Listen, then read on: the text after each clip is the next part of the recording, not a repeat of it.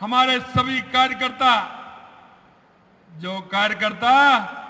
जिन्होंने राजस्थान के अंदर जिस तरह का काम किया और ऐतिहासिक सरकार बनाने का काम किया, ऐसे मेरे मोतियों से महंगे मेरे गांव-गांव ढाणी से आए जिले के पदाधिकारी, मंडल के अध्यक्ष, शक्ति केंद्र के संयोजक और मैं उन बूथ अध्यक्षों को भी धन्यवाद देना चाहता हूं जिन्होंने अपनी मेहनत की पराकाष्ठा से राजस्थान के अंदर बहुत बड़े बहुमत के साथ हमारी सरकार बनाई। आप सभी का मैं यहाँ इस हमारी बृहद कार्य समिति में आपका अभिनंदन करता हूं, वंदन करता हूं, आप सभी का वो मैं प्रणाम करता हूं। भाई और बहनों, यह प्रदेश कार्य समिति में हमारे आए सभी पार्टी के हमारे पदाधिकारी, मंडल के पदाधिकारी, जिले के हमारे पदाधिकारी, मोर्चों के पदाधिकारी, प्रकोष्ठों के पदाधिकारी, हमें पता है कि हमारा कार्यकर्ता किस तरह से मेहनत करता है।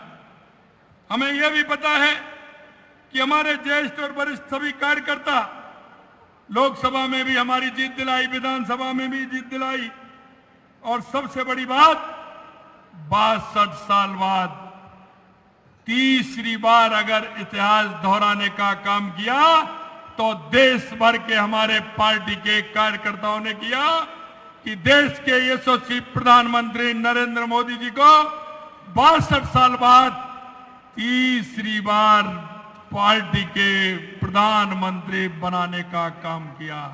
एक बार जोरदार अपने स्थान पर खड़े होकर के माननीय प्रधानमंत्री जी का स्वागत और अभिनंदन करें कि तीसरी बार 62 साल के बाद ये देश का इतिहास टूटा है और इस इतिहास के साथ तीसरी बार नरेंद्र मोदी जी प्रधानमंत्री बने हैं और भारतीय जनता पार्टी और एनडीए के प्रधानमंत्री बने हैं।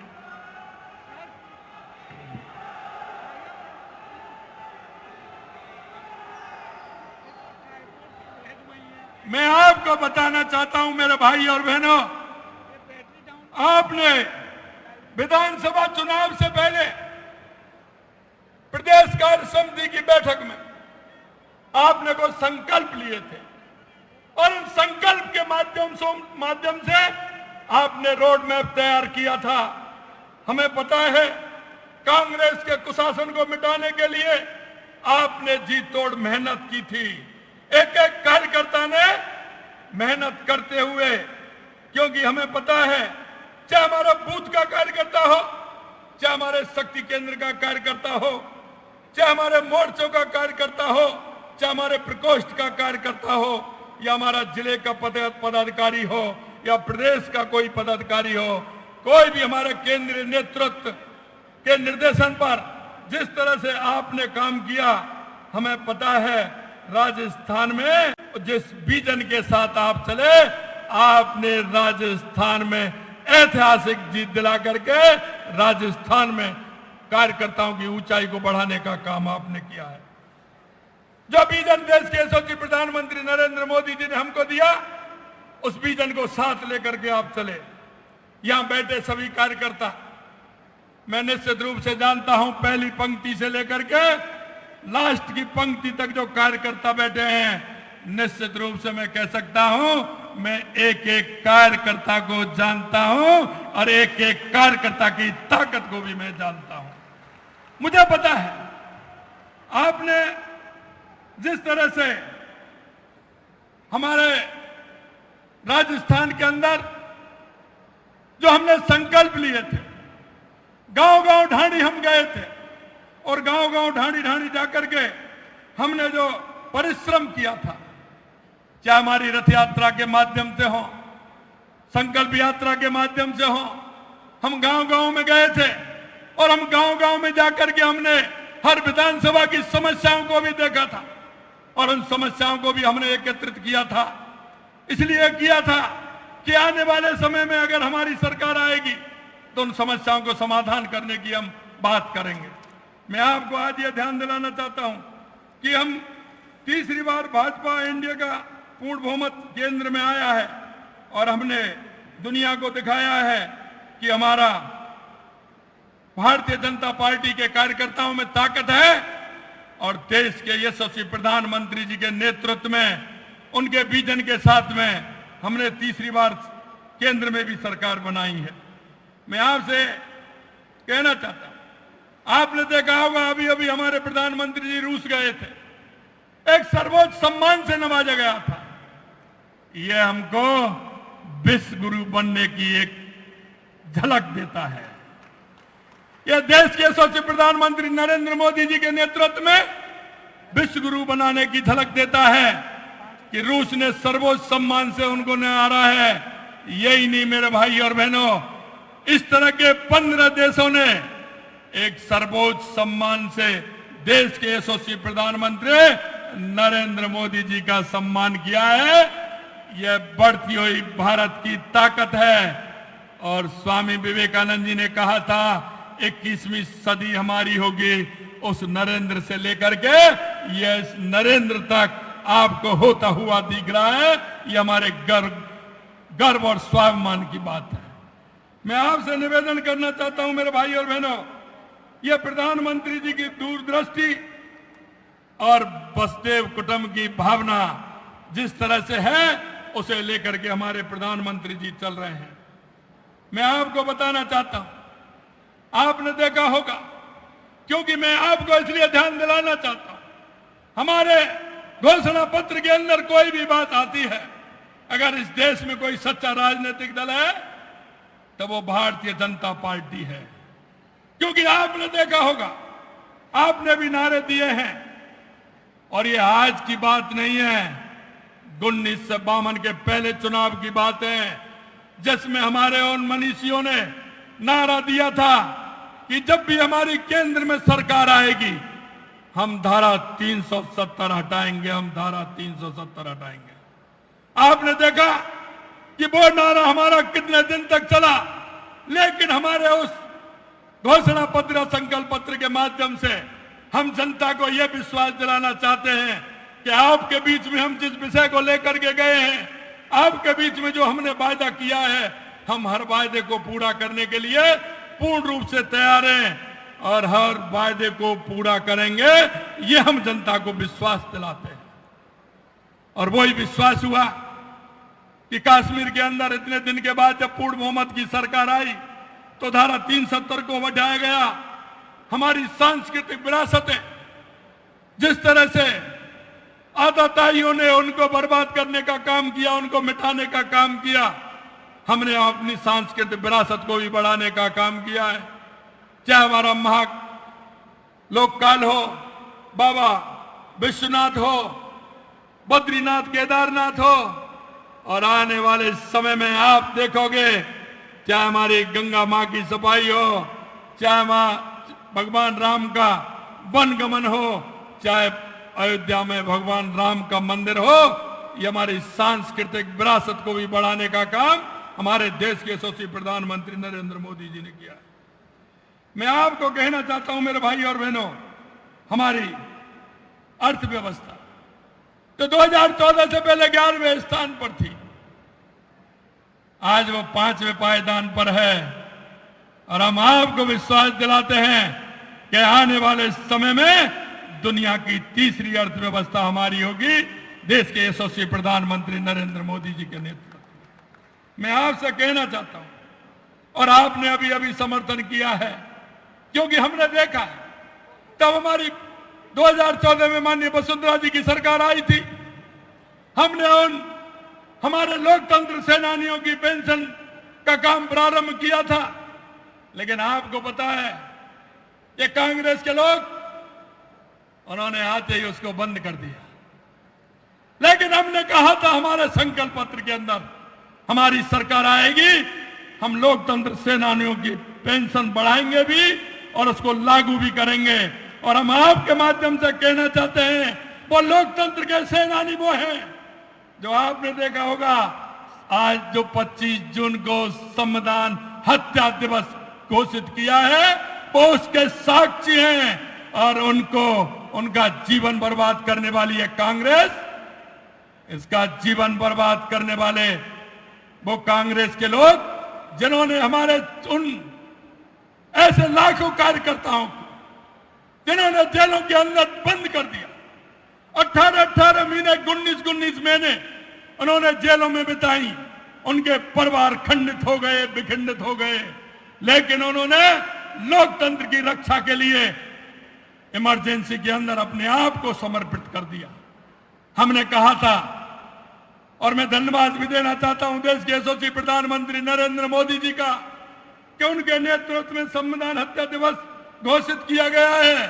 क्योंकि अगर आप उनके जीवन की बात सुनोगे, कभी आप उनके पास बैठोगे, लोकतंत्र सेनानियों के पास, जब आपको वो अपनी व्यथा बताएंगे तो आपके मन के द्वार भी खुलेंगे।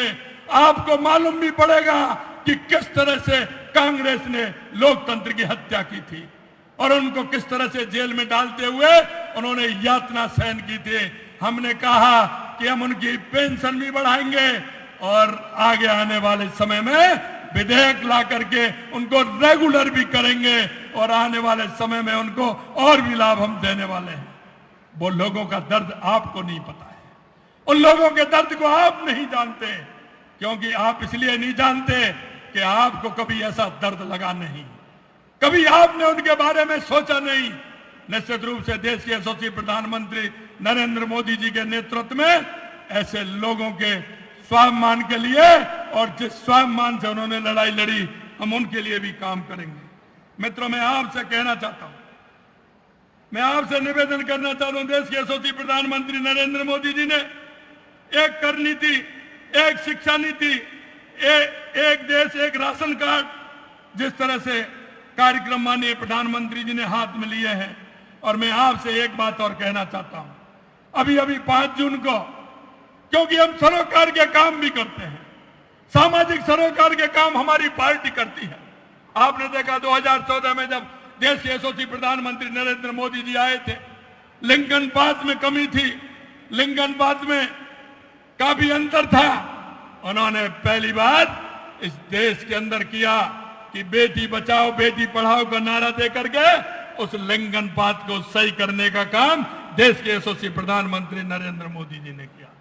आपने देखा होगा, स्वच्छता के लिए गंदगी एक अभिशाप है, इसे बताने के लिए देश के यशस्वी प्रधानमंत्री नरेंद्र मोदी जी ने सामाजिक सरोकार के लिए खुद अपने हाथ में झाड़ू लेकर के लाल किले से प्रारंभ करके देश के अंदर अभियान चलाने का काम किया और स्वच्छता को लेकर के आगे बढ़े। अभी 5 जून को आपने देखा है, जिस तरह से देश के यशस्वी प्रधानमंत्री नरेंद्र मोदी जी ने एक पेड़ मां के नाम लगाने का, पर्यावरण को सुधारने का, जिससे हमारा वायुमंडल, हमारा पर्यावरण ठीक रह सके। जो बारिश का, राजस्थान के अंदर तो बारिश की स्थिति ऐसी रहती है जिससे बारिश हो सके, हमारा जीवन यापन सही हो सके, किसानों को लाभ मिल सके। उनके नेतृत्व उन्होंने कहा है कि 5 जून को कहा कि एक पेड़ मां के नाम। हमारी सरकार ने भी घोषित किया है कि राजस्थान के अंदर हम 7 करोड़ पेड़ लगाकर राजस्थान के पर्यावरण को सुधारने का काम करेंगे। मैं आपसे भी निवेदन करना चाहता हूं, आपसे भी मैं आग्रह करना चाहता हूं कि पहले कोई भी काम हो, आज दिन गिन लीजिए, क्योंकि बारिश बहुत अच्छी हो रही है, क्योंकि भाजपा और बारिश का एक ही मेल है। ऊपर वाला भी जानता है कि ये भारतीय जनता पार्टी के ऐसे कार्यकर्ता हैं जो कहते हैं वो करते हैं और करते हैं वो ही कहते हैं। तो उनको भी पता है, आप देख रहे हैं बारिश अच्छी हो रही है। मैं आपसे यही आग्रह करना चाहता हूं, प्रतिदिन एक पेड़ लगाएं, मां के नाम एक पेड़ लगाएं और इस अभियान में शामिल होते हुए, जन जन को शामिल करते हुए हम देश के पर्यावरण को, प्रदेश के पर्यावरण को बचाने का काम हम करें। मित्रों, मैं एक और निवेदन आपसे करना चाहता हूं, हमारी सरकार को, जो आपने आप कार्यकर्ताओं की मेहनत से, कार्यकर्ताओं के परिश्रम से, कार्यकर्ताओं की परिश्रम की पराकाष्ठा से जो राजस्थान में आपकी सरकार बनी, 15 दिसंबर को सरकार का गठन हुआ, आप सभी ने देखा। लेकिन मैं आपसे एक बात जरूर कहना चाहता हूं मेरे भाई और बहनों, कि जो हमारे संकल्प पत्र में जो हमने वायदे किए हैं, हम आज भी आपको कहना चाहते हैं कि संकल्प पत्र का एक एक वायदा पूरा होगा, समय से पहला होगा, यह मैं आपको विश्वास दिलाना चाहता हूं। और आपने देखा है 15 दिसंबर को शपथ ली थी, हमने 16 दिसंबर को काम हमारा प्रारंभ किया। 16 दिसंबर को हमने कहा था, क्योंकि हमने राजस्थान के युवाओं से वायदा किया था। राजस्थान के युवाओं से हमने वायदा किया था, क्योंकि उस किसान मजदूर के बेटे के साथ कांग्रेस की सरकार ने जिस तरह से खिलवाड़ की थी, उसके खून के आंसू रोने का काम किया था। क्योंकि जो भी पेपर होता था वो लीक हो जाता था, और मेरा युवा जब देखता था तो वो रोता था। और जब पिताजी उसको किस तरह से पढ़ाते हैं, पिताजी कोचिंग कराते हैं, उसको उच्च संस्थान में भेजते हैं, उसके लिए मकान दिलाने का काम करते हैं, लेकिन यहाँ की सरकार हर बार पेपर लीक कर देती थी। और हमने वायदा किया था कि हम पेपर लीक करने वालों को किसी की बार में बख्शेंगे नहीं।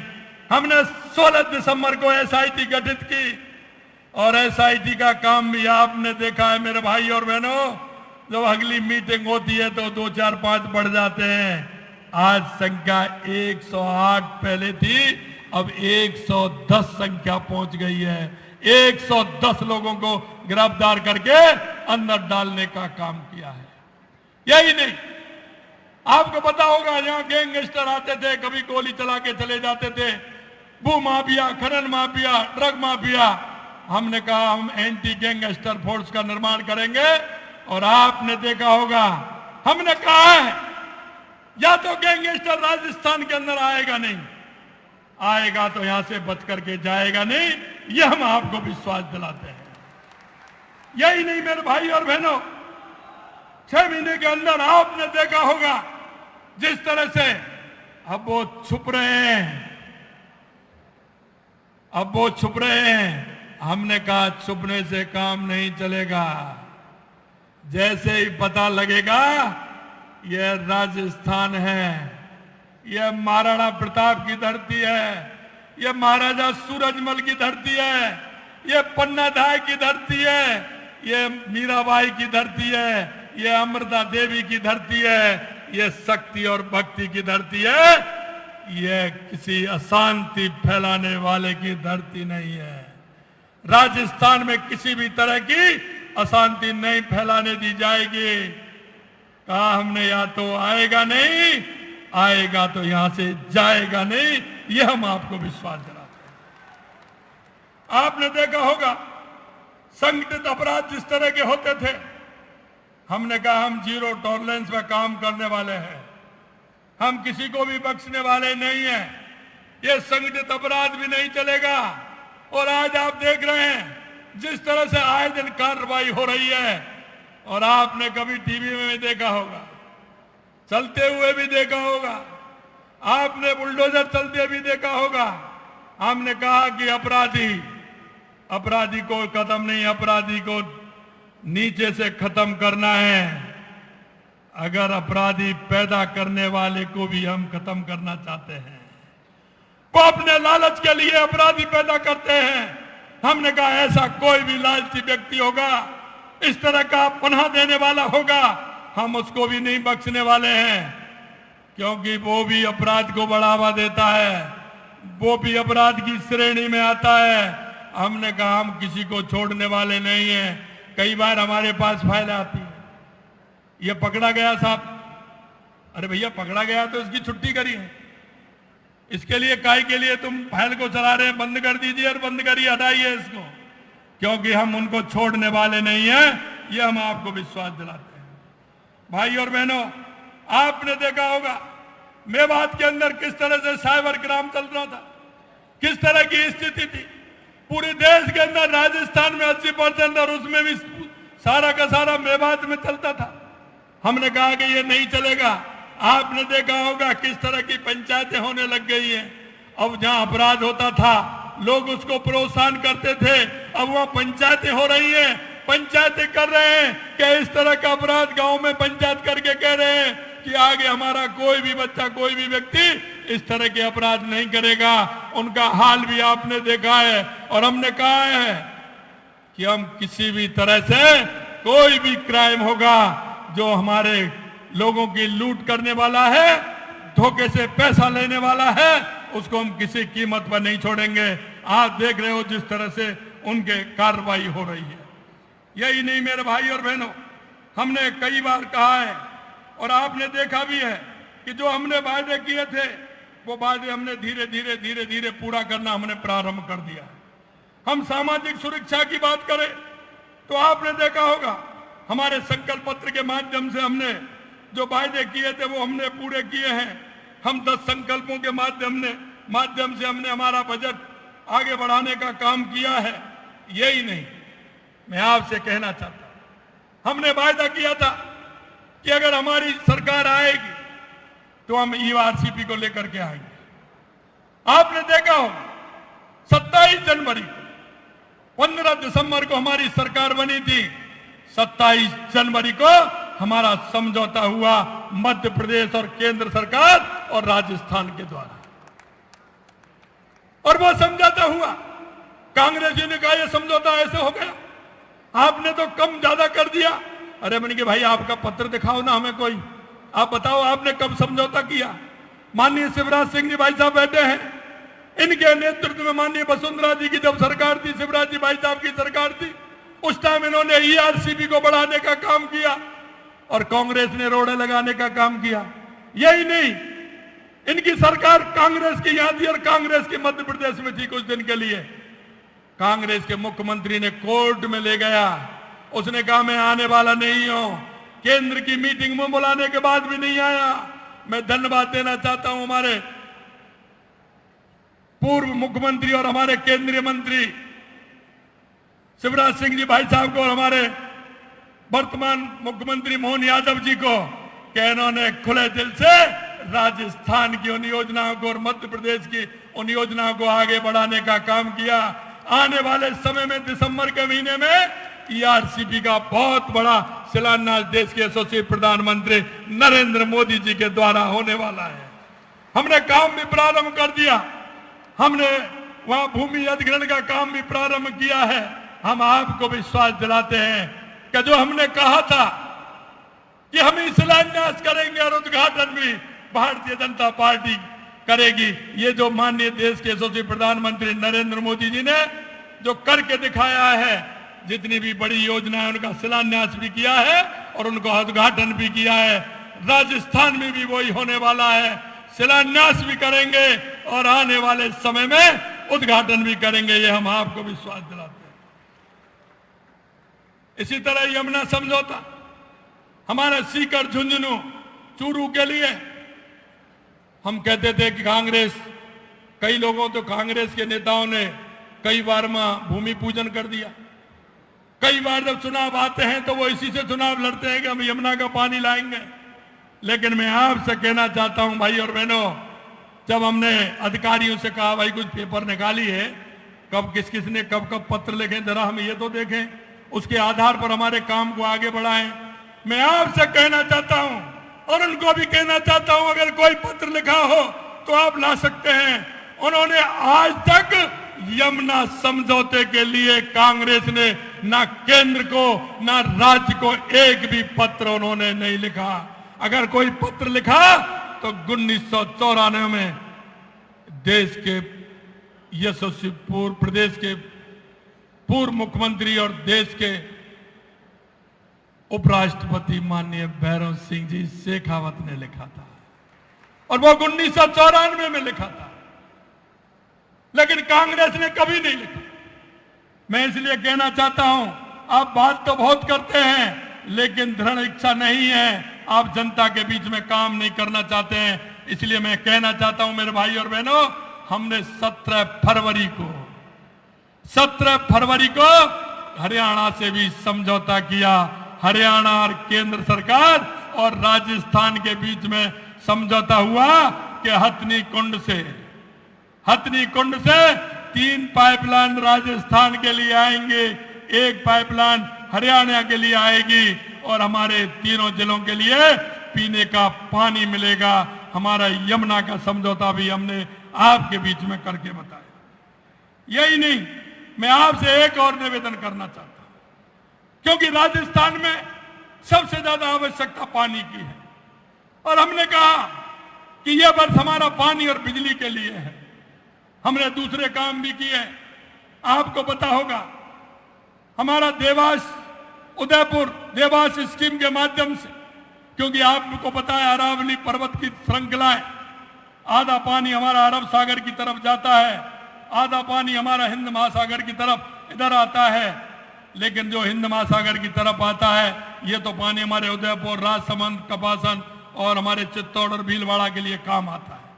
लेकिन जो उधर पानी जाता है वो बेकार जाता है। हमने उसके लिए देवास स्कीम तृतीय और चतुर्थ का शिलान्यास आते ही किया। उस पर एनीकट बनेंगे और टनल बनेगा और उस टनल के माध्यम से वो पानी हमारा उदयपुर की झीलों में आएगा, उसके माध्यम से राजसमंद आएगा और राजसमंद के माध्यम से कपासन और चित्तौड़ होते हुए हमारे सबसे बड़े बीसलपुर डैम में आएगा। अगर बारिश हुई तो इसमें आएगा और वो हमको वरदान साबित होगा, हमारे आधे राजस्थान को पानी पिलाएगा। इसके लिए भी हमने वो योजना प्रारंभ की है और उस पर हमारा काम चल रहा है। हमारा सबसे बड़ी दिक्कत होती है हमारे जालौर, सिरोही, उन इलाकों में जहां पानी की कमी है। हमने देश के यशस्वी प्रधानमंत्री नरेंद्र मोदी जी से निवेदन किया कि गुजरात के अंदर सुजलाम सुफलाम नहर है, हमारा माही का पानी जाता है। माही का पानी अगर बारिश के समय में हमें मिलेगा तो हम सांच और जालौर के अंदर डैम बना करके उस पानी को लेंगे। हमारा वो काम भी करने के लिए माननीय प्रधानमंत्री जी ने कहा है, जिससे हमारे जालौर, सिरोही और सांचौर के लिए पानी मिलेगा। यही नहीं मेरे भाई और बहनों, क्योंकि हमने जब पानी के लिए ठाना है तो गंगानगर, हनुमानगढ़, बीकानेर, जैसलमेर, जोधपुर, नागौर और हमारा बाड़मेर तक, आधा बाढ़ में हमारा नर्मदा का पानी आता है, इधर से इंदिरा गांधी नहर का पानी जाता है। हमने 1400 करोड़ रुपए उसके लिए, गंग नहर के लिए 200 करोड़ रुपए, कुल मिला के 1700 करोड़ रुपए हमने, क्योंकि पंजाब में हमारी नहर कच्ची है, उसको ठीक प्रकार से पक्का बनाया जाए जिससे कि हमारे गंगा नहर, हनुमानगढ़ के लोगों को पानी मिले। अगर वो टूट जाती है तो 15 दिन की स्थिति हमारी खराब होती है। उसके लिए भी हमने पैसा मंजूर कराया। और यही नहीं, ये हिमाचल के पौंग डैम से आता है, वहां की क्षमता एक बार बाढ़ आने से कम कर दी थी, उसके लिए भी हमने पत्र लिखा है और अब हमें ये फायदा हो गया।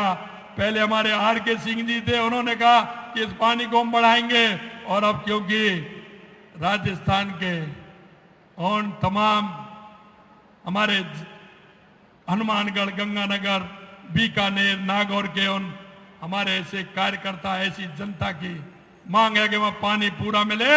इसके लिए मनोहर खट्टर जी अभी हमारे ऊर्जा मंत्री बने। अभी अभी हमारी उनसे चर्चा हुई, उन्होंने कहा ये पानी तो हरियाणा भी आता है।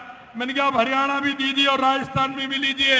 अगर वो पानी हमारा 10 फुट वो खाली रहता, अगर 5 फुट भी अगर हमारा बढ़ता है तो हमारे राजस्थान के जैसलमेर तक और बाड़मेर तक वो पानी जाएगा। ये भी काम हमने किया है। यही नहीं, आपने देखा होगा हमारी रिफाइनरी, जहां 145 प्रोडक्ट उसमें से निकलने वाले हैं, हमने उसके लिए भी पानी पहुंचाना है। उसके लिए हमने जैसलमेर के नाचना से इंदिरा गांधी नहर का पानी आएगा और वहां से बाड़मेर की रिफाइनरी के लिए भी पानी जाएगा। यह भी व्यवस्था करने के लिए हमने हमारा काम आगे बढ़ाया। मैं आपसे इतना ही कहना चाहता हूं, क्योंकि राजस्थान के लिए पानी की बहुत बड़ी आवश्यकता है। हम पानी की आवश्यकता के लिए, हमारी सरकार पूरी तरह से कटिबद्ध है और हम इस तरह की जो हमारी योजना है, इनको जल्दी से जल्दी हम हमारे राजस्थान की धरती पर उतारने का काम करेंगे। मैं भाइयों बहनों आपको विश्वास दिलाता हूं। इसी तरह से हमने कहा कि बिजली की कमी हमारी है। आपने देखा होगा 90,000 करोड़ रुपए से ज्यादा घाटा कांग्रेस की सरकार हमको दे के गई है। मैं 5 साल के अंदर उन्होंने एक भी संयंत्र स्थापित नहीं किया, एक भी तापघर उन्होंने नहीं लगाया जो 1 यूनिट बढ़ा सके। उन्होंने सिर्फ घाटा देने का काम किया। हमारी सरकार आते ही हमने केंद्र सरकार से समझौता करते हुए 1,25,000 1,65,000 करोड़ रुपए का एक समझौता किया है और 65,000 करोड़ रुपए का एक समझौता किया है। 2,24,000 करोड़ रुपए के समझौते किए हैं। हम विश्वास दिलाना चाहते हैं कि राजस्थान में 2027 तक अभी हम बिजली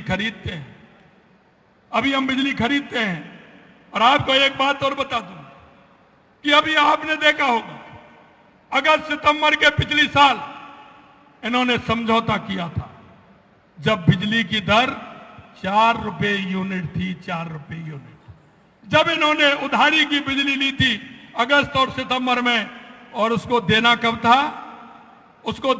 था? अभी हमारा मई जून का महीना, जुलाई का महीना चल रहा है। 1.67 लाख यूनिट बिजली देने का काम, उधारी देने का काम हमारी सरकार ने किया है। हमने हमारी बिजली की पूर्ति भी की है और 1.67 लाख यूनिट बिजली हमें उधारी चुकाने का भी हमने काम किया है, क्योंकि वो बिजली हमें महंगी पड़ी थी, क्योंकि 10 रुपए यूनिट में भी बिजली कहीं नहीं मिल रही थी।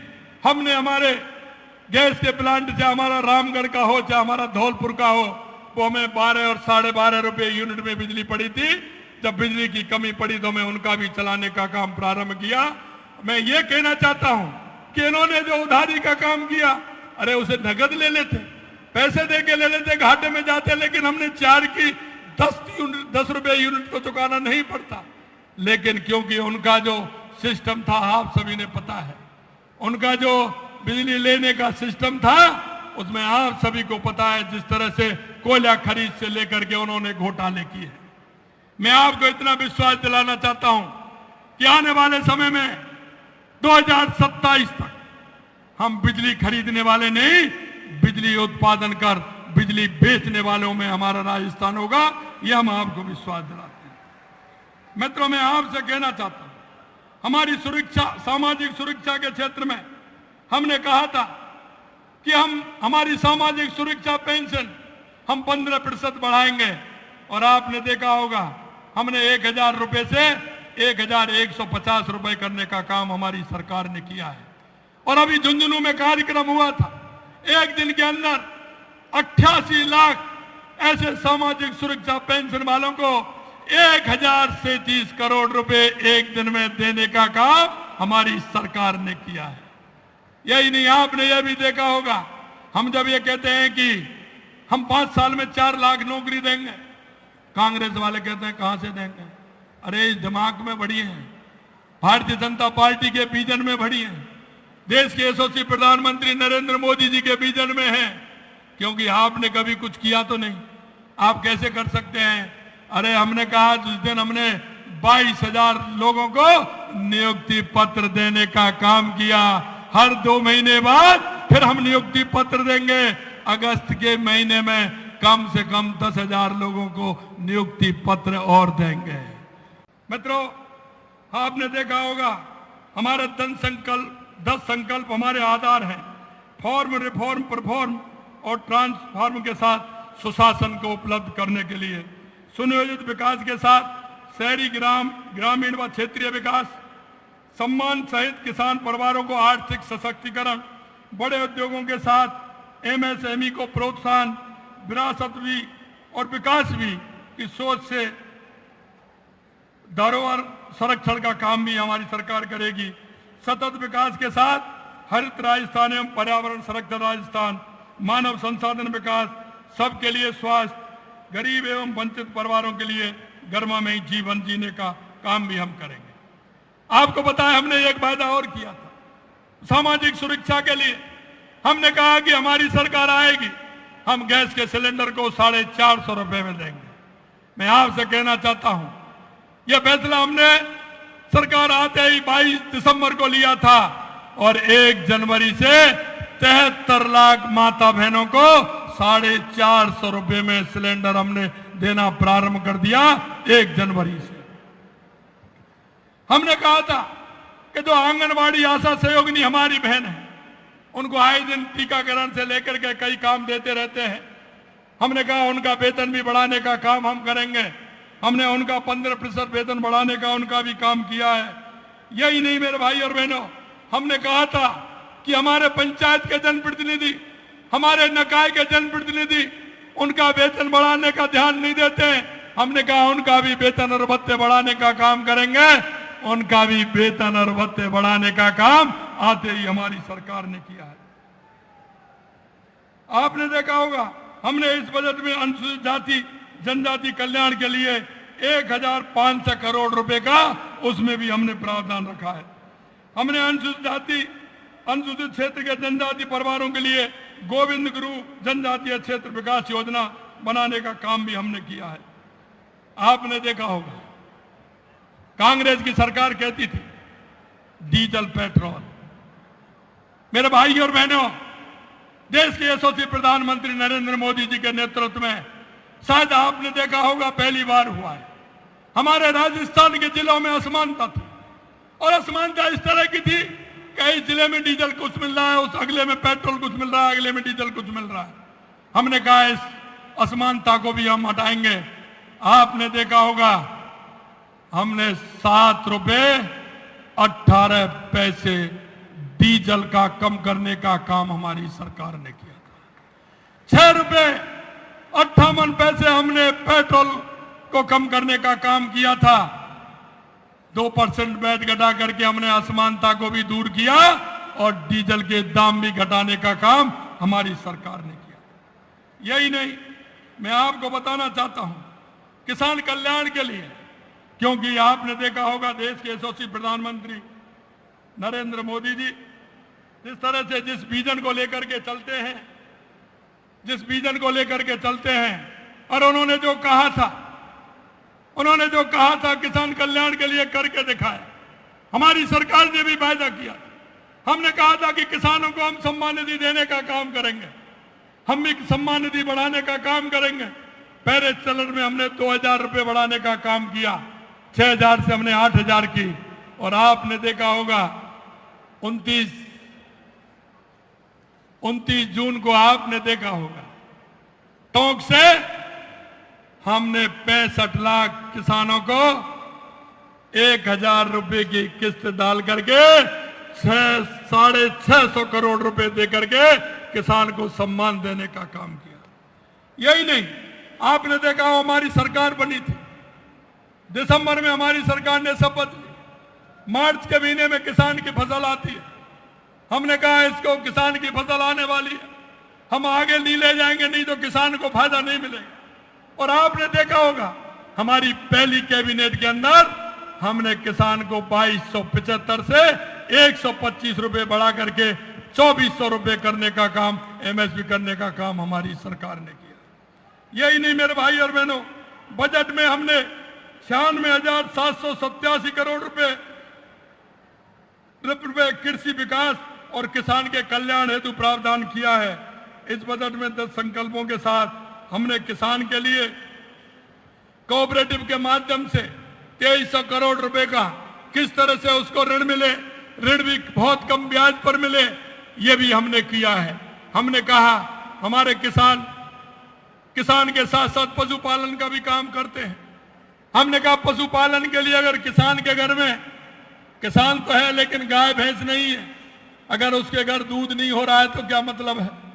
आप भी जानते हैं जब किसान दूसरे परिवार में रिश्तेदारी में जाता है तो सबसे पहले 2 बात याद आती है।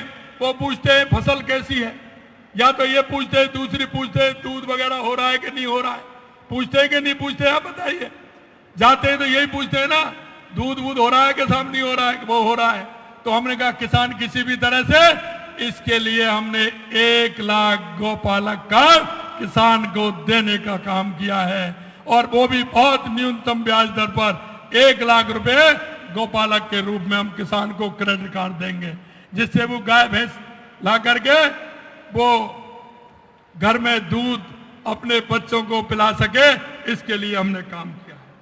यही नहीं मेरे भाई और बहनों, हमने कहा था कि बरसात व बाढ़ के दौरान व्यर्थ पानी बहने वाला पानी जो दीर्घगामी योजना बनाकर हम रन ऑफ वाटर ग्रिड स्थापित करें, इसके लिए 30,000 करोड़ रुपए का काम हमने राजस्थान के अंदर कराया है, जिससे कि राजस्थान खेत का पानी खेत में रुक सके और उस पानी का उपयोग हो सके। इस बार 23,000 करोड़ का ब्याज मुक्त अल्पकालीन फसली ऋण देने का काम हमने किया है।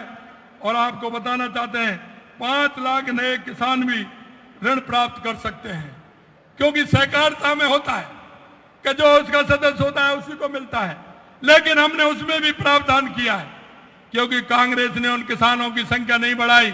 हमने 5 लाख किसानों को उसमें जोड़ करके ऋण देने का काम किया है कि 5 लाख नए किसानों को भी दे सकते हैं। इसके लिए 736 करोड़ रुपए का हमने प्रावधान किया है। मैं आपको बताना चाहता हूं, लगभग इससे 35 लाख किसान हमारे लाभान्वित होंगे। यही नहीं, हमने कहा पशुपालन संवर्धन के लिए हमने कहा है कि 250 करोड़ रुपए प्रावधान किए हैं। साथ ही मुख्यमंत्री पशुपालन विकास कोष भी हमने बनाया। यही नहीं भाई और बहनों, हमने ऑर्गेनाइज खेती के लिए, या 1 एकड़ हो गया, 1.5 एकड़, 2 एकड़ में अगर लगाएगा तो उसके लिए भी हमने 10,000 रुपए की छूट करने का काम हमारे इस बजट में हमने दिया। हमने कहा है कि हम ऐसे, क्योंकि राज्य पशु है हमारा ऊंट, जब ऊंट का बच्चा जब होता है तो उसको 10,000 रुपए देने का प्रावधान था। हमने इसके लिए 10,000 से बढ़ा करके 20,000 करने का काम हमारी इसी बजट में हमारी सरकार ने किया है। हमने 5-5 लाख रुपए दुधारू गाय भैंस और 5-5 लाख रुपए भेड़ बकरी और 1 लाख रुपए ऊंट वंश को बीमा भी हमने किया है। हमने पशुपालकों के लिए गाय भैंस ऊंट के लिए बीमा भी हमने किया है। अगर वो किसी तरह से दिक्कत आती है तो किसान पर जोर नहीं पड़े, इसके लिए बीमा भी हमने किया है।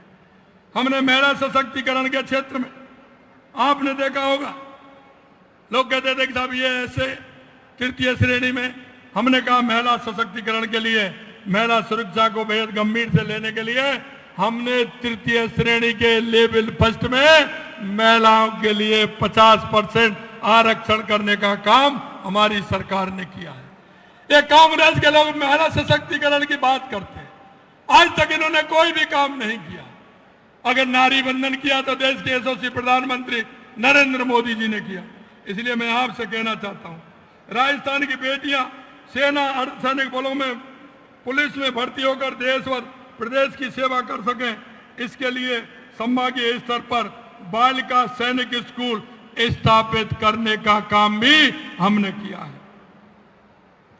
महिलाओं की सुरक्षा के लिए एंटी रोमियो स्क्वाड का गठन भी हमने किया है और हर थाना में एक थाने को, हर जिले में महिला थाना बनाने का भी काम हमने किया है। मैं आपसे निवेदन करना चाहता हूं कि जिस तरह से हमारी सरकार ने काम किए हैं आप सभी ने देखा है। मैं अंत में इतना कह सकता हूं कि बिजली के क्षेत्र में भी जो हमने काम किए हैं,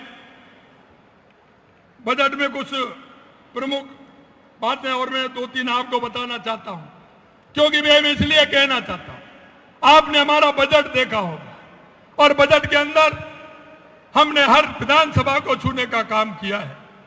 कई कांग्रेस के लोग कह रहे थे, हमारे भाजपा के लोगों ने भी कहा, कांग्रेस के लोग कह रहे थे कि हमको तो बजट में ये मिल गया वो मिल गया। हमारे भाजपा के लोगों ने कहा कि ऐसे तो हम ही हैं, हमारी भारतीय जनता पार्टी है कि हम राजस्थान की 8 करोड़ जनता के लिए काम करते हैं, हम राजस्थान के लिए काम करते हैं। आपने जो भाजपा के हमारे विधायक थे पहले उनके साथ भेदभाव किया था, हमने किसी तरह का भेदभाव नहीं किया। हमारे देश के यशस्वी प्रधानमंत्री जी कहते हैं कि मैं 1,40,00,000 करोड़ देशवासियों का नेतृत्व करता हूं।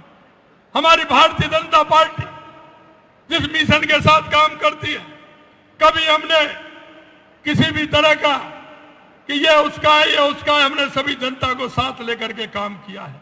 और मैं आपको विश्वास दिलाता हूं मेरे भाई और बहनों कि हमने जहां आवश्यकता थी हमारी जनता के सुगम के लिए हमने बजट में प्रावधान किए हैं। और ये प्रावधान कौन से हैं? जब यात्रा के माध्यम से मेरे सामने बैठे वो कार्यकर्ता एक एक गांव एक एक ढाणी में गए थे, जहां आवश्यकता थी उस आवश्यकता पूरा करने का काम हमारी सरकार ने किया है।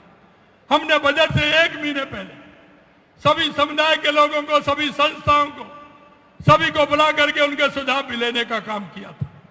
ऐसा नहीं कि हम ही सब कुछ जानते हैं, उनके एक एक सुझाव हमने लिए। उन सुझावों के आधार पर हमने हमारा पूरा बजट उसी आधार पर लिया और हमने हर क्षेत्र को पूरी बजट में सभी बातें देने का काम हमने किया है। हमने 10 जुलाई को बजट पेश किया था। हम सुविधा विस्तार के लिए 27,660 करोड़ रुपए का प्रावधान किया, जो पूरे बजट का 8.26% है। सिर्फ चिकित्सा के लिए दिया है। और हमने कहा कि चिकित्सा के क्षेत्र में हम जांच कराने जाते हैं, उसका कोई रिकॉर्ड नहीं होता है। 2 महीने बाद मालूम पड़ता है कि फिर हम जाने डॉक्टर को दिखाने, डॉक्टर कहता है फिर भी जांच करा के लाओ। हमने कहा है कि एक कोड मिलेगा, उस कोड के आधार पर हमारी ई फाइल बनेगी और वो प्राथमिक स्वास्थ्य केंद्र से लेकर के हाई सेंटर तक बनेगी, जिससे प्राथमिक स्वास्थ्य केंद्र पर भी अगर कोई दिखाता है तो वहां भी उसका पूरा रिकॉर्ड हो। इसके लिए हमने अलग से चिकित्सा विभाग को हमने निर्देशित किया है कि हर पीएचसी हर सीएचसी पर कंप्यूटर होगा। अगर कोई व्यक्ति दिखाने आएगा उसकी जांच होंगी, उसमें ऐड होंगी, जिससे कि एक बटन दबाते ही उसकी मरीज की पूरी हिस्ट्री आ जाएगी कि इसमें क्या आवश्यकता है, क्यों बीमार है, क्या दिक्कत है। हम उस कोड से उस मरीज को जोड़ने का काम करेंगे, यह भी हमने प्रावधान किया है। हमने 5 वर्षों में 53,000 किलोमीटर हमने देखा, आपने सड़कों का जाल, 9 ग्रीन कॉरिडोर बनाने का काम हमने हाथ में लिया है। हमने कहा 5 वर्षों में 53,000 किलोमीटर सड़क नेटवर्क का काम करेंगे और वो 60,000 करोड़ रुपए की लागत से हमारा बन करके आएगा 5 साल के अंदर। हमने देखा, मैं अंत में आपसे इतना कहना चाहता हूं कि इस बजट के अंदर जो आपने देखा होगा, आपको एक एक कॉपी बजट के अंदर मिलेगी। अगर मैं बजट की पूरी बात पढ़ूं तो बहुत समय आपके सामने लगेगा। हमने एक एक गांव, एक एक ढाणी का ध्यान रखते हुए हमने एक एक उस व्यवस्था का जो राजस्थान में किस तरह से ठीक प्रकार से हो सकती है, हमने काम किया है।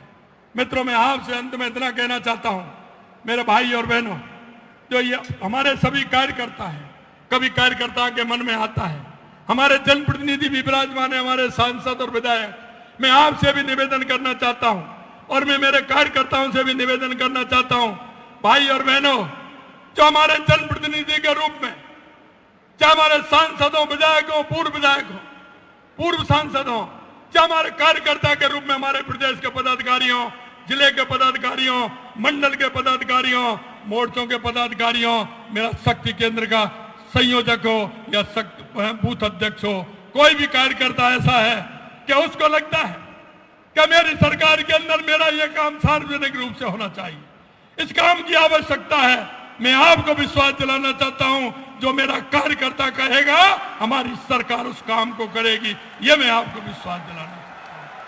हमारे कार्यकर्ता का विश्वास होना चाहिए। हमारा कार्यकर्ता छाती ठोक करके जनता के बीच में जाए, हमारा कार्यकर्ता इस बात को कहे कि हम जो कहते हैं हमारी सरकार उस काम को करती है।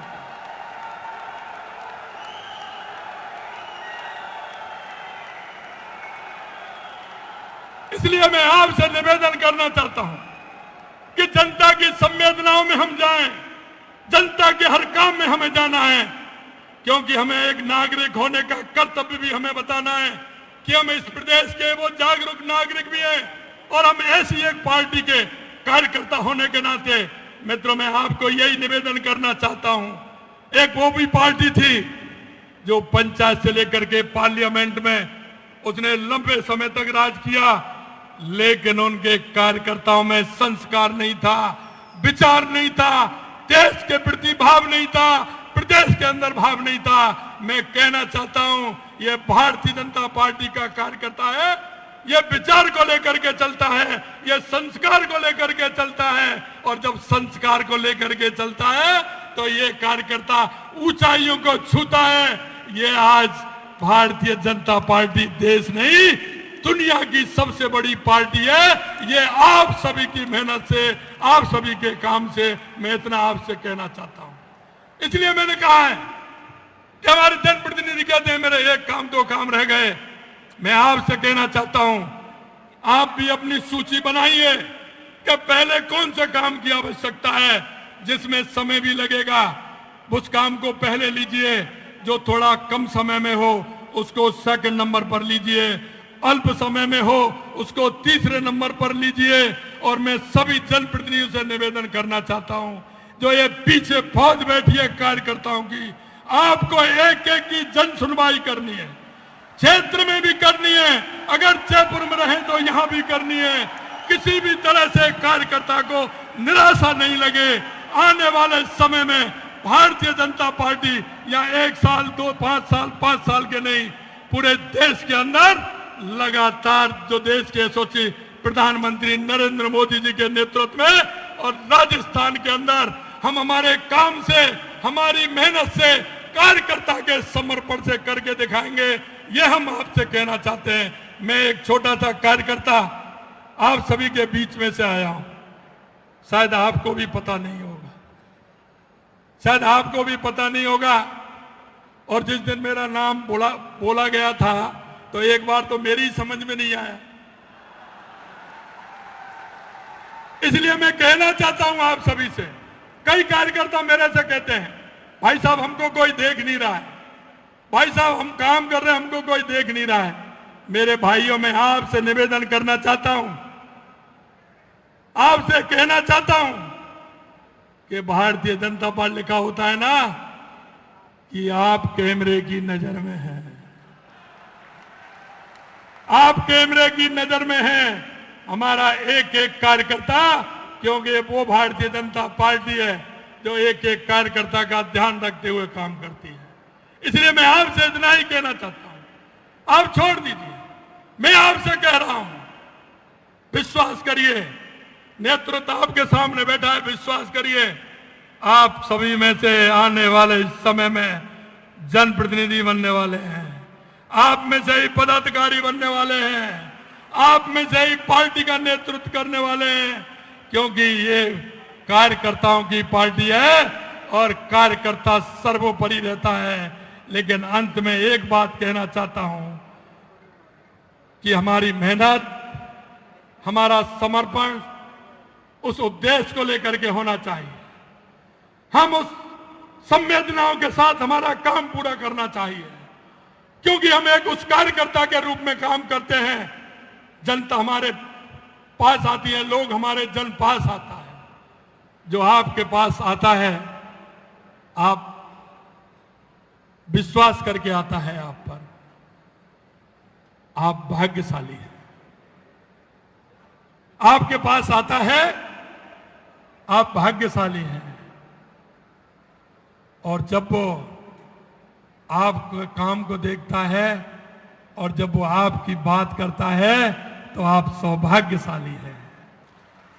इसलिए मैं आपसे यही कहना चाहता हूं, हम ये नहीं करें कैसे ये कह दिया बैठ के बताएं उनको, करें किस तरह से समाधान हो सकता है। हम सभी पार्टी के दायित्व को समझें, समय देते हुए निष्ठा के साथ उसको पूरा करें। कई लोग होते हैं, मैं काफी समय से कहता हूं, एक काम बात कहता हूं मैं कि पार पर खड़े होकर के ये कहता है ना, ये बड़ी मच्छी, पानी में पैर नहीं रखे बड़ी मच्छी मेरी है, कहावत है ना ये। तो ये स्थिति नहीं होनी चाहिए।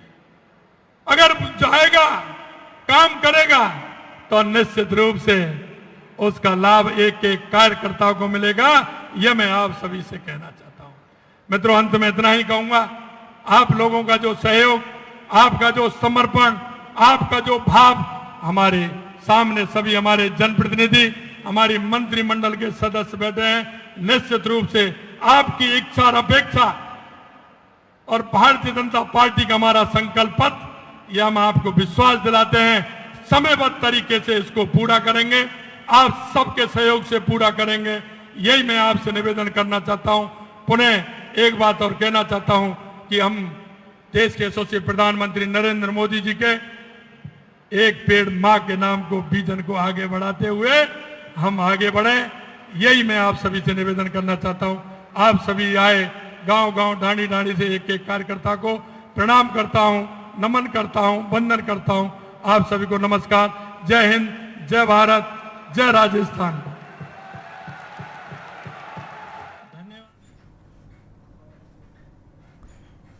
तो सीएम भजनलाल शर्मा एक लंबा उन्होंने संबोधन किया कार्य समिति की बैठक में, और अब उसके बाद सीपी जोशी उनका धन्यवाद कर रहे हैं। श्रवण जी, हमारे बीच में केंद्रीय मंत्री श्रीमान गजेंद्र सिंह जी शेखावत के स्वागत के लिए बुलाना चाहूंगा। श्रीमान ओम जी बडाना साहब, मुकेश जी दादीच, विजेंद्र जी पुनिया साहब, आप आए और माननीय गजेंद्र सिंह जी का स्वागत एवं अभिनंदन करें।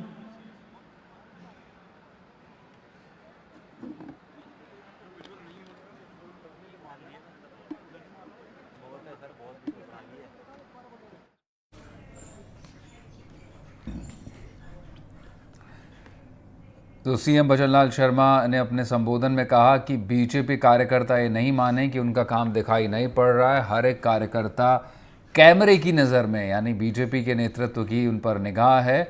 और उन्होंने ये भी कहा कि मेरे जैसे छोटे कार्यकर्ता जब इस पद तक पहुंच गए हैं, जिन पर उन्होंने इस वाक़े का भी जिक्र किया जब उनके नाम का अनाउंसमेंट हुआ था और ख़ुद वसुंधरा राजे ने किया था, उसको लेकर भी उन्होंने कहा कि उन्हें विश्वास ही नहीं हुआ कि वो उनका नाम उस वक्त पे लिया जा रहा है। तो इस वक्त पर किसी भी कार्यकर्ता को हताश और निराश होने की ज़रूरत नहीं है। मेहनत उनकी सफल रहेगी, मेहनत बेकार नहीं जाएगी। तो लगातार बड़े नेता मौजूद हैं, सीएम भजनलाल शर्मा, भूपेंद्र यादव, गजेंद्र शेखावत, खुद सीपी जोशी का संबोधन हुआ। बड़े नेता इस कार्य समिति की बैठक में मौजूद हैं इस वक्त। और शिवराज सिंह चौहान भी, जो मध्य प्रदेश के पूर्व सीएम हैं, वो भी यहाँ पर पहुँचे हैं। सीएम ने बजट का भी जिक्र किया, कहा कि